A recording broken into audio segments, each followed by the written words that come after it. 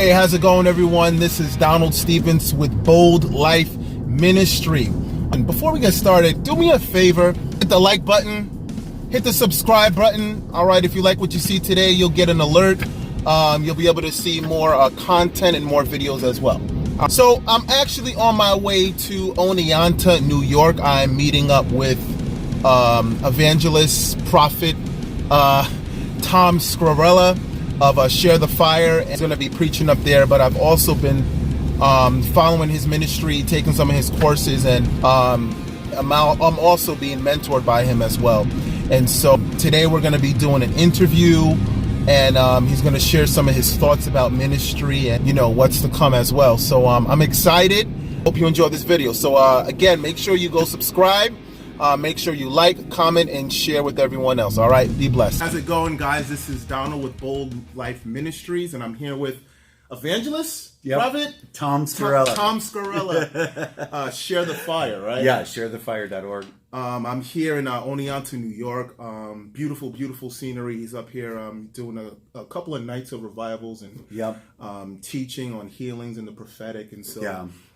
Came up to visit him. I'm excited. Me too, man. Really excited to see what God is going to do. And so, so Tom, just share a little bit about your ministry and I appreciate it, man. I appreciate it. I've been in ministry a little over 30 years now. I pastored for about 8 years, and in the last 25 years, traveled and ministered in over 1,000 churches all over the world, 48 states and 30 countries, and so we minister with an emphasis on revival and training the church for the supernatural and ministering and healing and prophetic ministry and stuff. And so, so this week's been really, really good, very stirring for the people. And so got a lot of great testimonial feedback just a few minutes ago from the leadership. And so that was great to hear. And so we had some great miracles.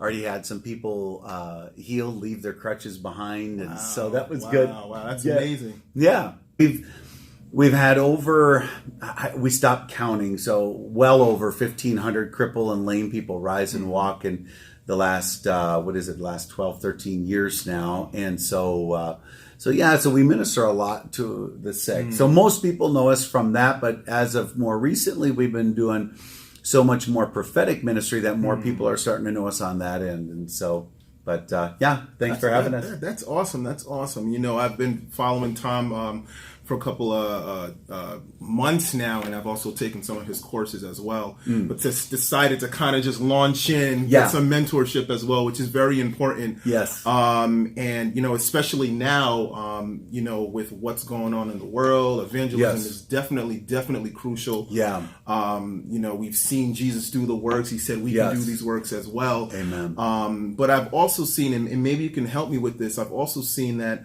you know, some churches are kind of like, I don't know if they're fearful or doubtful of kind of stepping out or what do you say to that? I think, you know, even this church, you know, a lot of them, they get so much of a dose of pastoral ministry and such a dose of even prophetic ministry.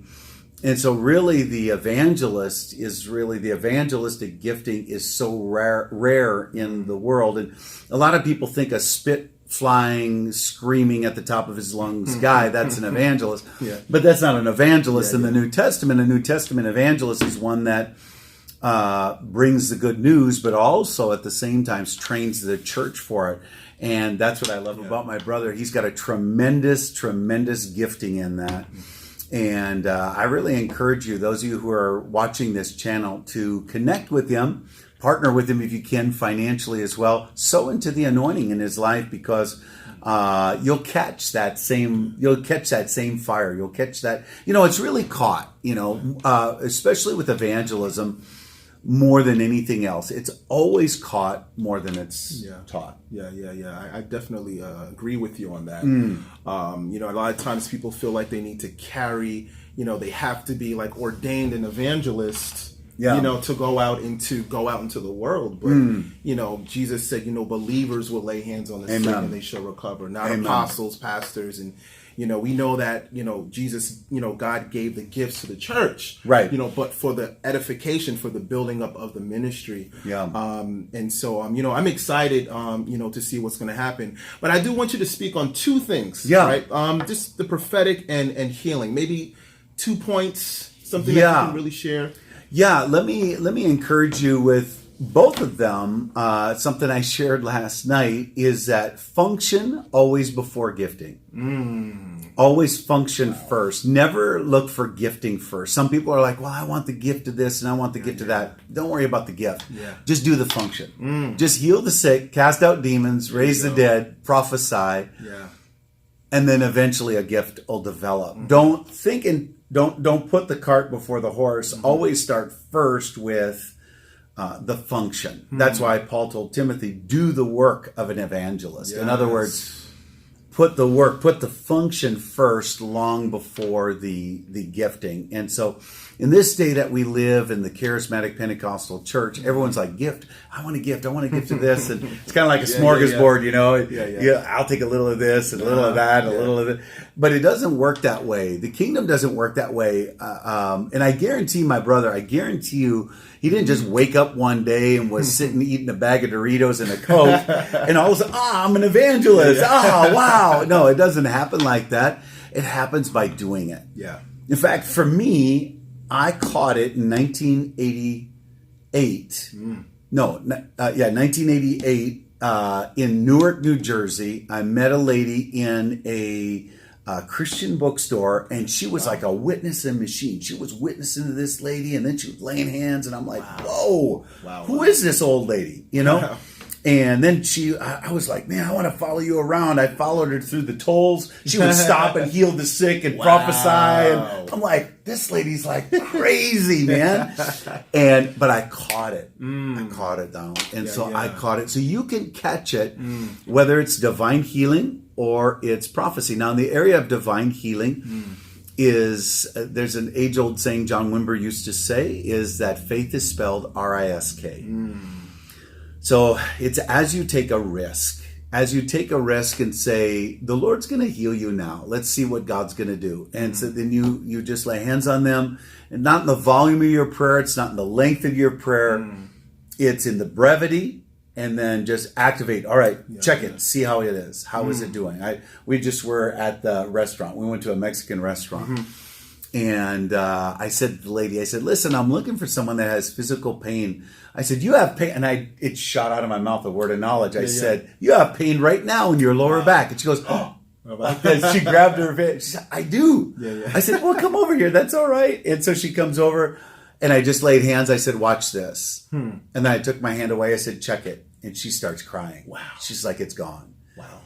So how did that happen? Is that an anointing? Is that a gifting? Well, who cares? It started with function. You know what I mean? It starts with function. Same thing prophetically is that you just begin to exercise it. You just start to say, okay, I'm going to do this now. I'll tell you a funny story real quick.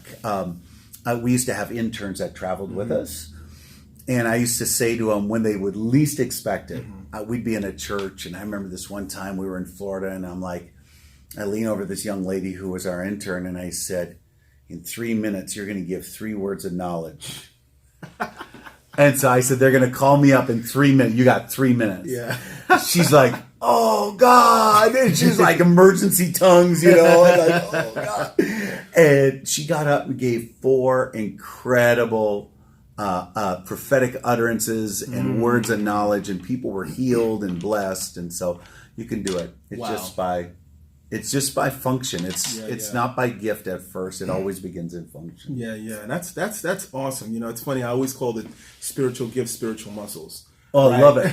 And love it. It's like, you go into the gym, and if you don't work out your muscles, you're not going to get strong. Right. And, and it's just like with the giftings, with, words of knowledge and prophecy, if you don't do it, you're not going to get strong in it. You're not going to, it's like, well, I want that gift. I want that. Well, you have them all. You just have to activate it. Like you said, you got to walk in it. You got to just kind of just do it, So let me ask you this. So if you don't do it for a while, does it kind of just like you have to like restart the engine, right? You got to restart it. And sometimes fear sets in too, like the first time you start Right. doing it. It's like, again, you go to the gym, you're not going to just bench press 225, not doing it for a long time. No, you got to work so your way true. into it. People don't realize that. That's why it should always be a perpetual lifestyle. Yes. That you just do it all the time. Yes.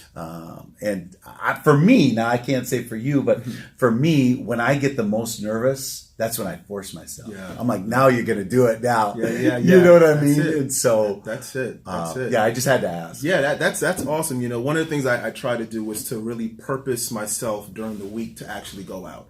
Say, this Wednesday, I'm going to meet 10 people and I'm going to go out and I'm going to speak. Love it. Because now it becomes a mandate. It becomes a mission. Like, you're not going to leave this day without speaking to 10 people. Love it. Love it. And your word has to literally be your bond. Yes.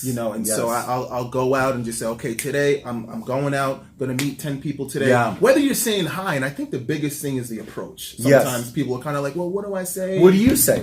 How do you approach? I want to hear your approach. I just say, hello, how are you doing? Like, literally, Really? it's really a smile.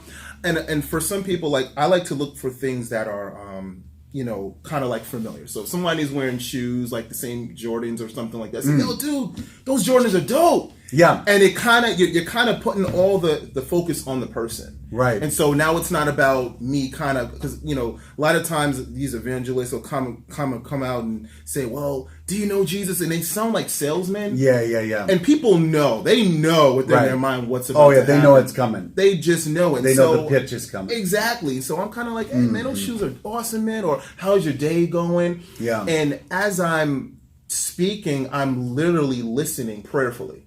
Because then the Lord will kind of reveal something about this person, So now words of knowledge with me sometimes, for healing, I actually feel people's pain. Ah, nice. I would feel like a sensation or something like I'm that. more of a visual guy, so I'll usually see it. So I can't.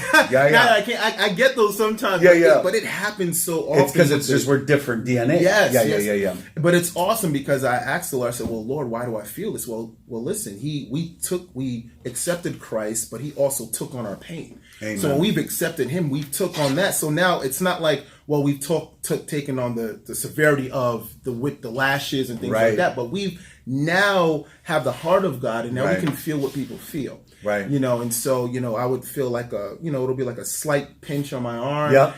And I don't say, well, you have a pain on your arm. I say, let me ask you a question. Yeah. Do you feel pain on your arm sometimes? Nice. So now it's conversational. It's not like it's an assumption. Right. Right. And that's how it kind of just happens with me, looking for things that are, common, hey, those are some awesome shoes. Yeah. Where'd you get those from? And just have a I like conversation. that.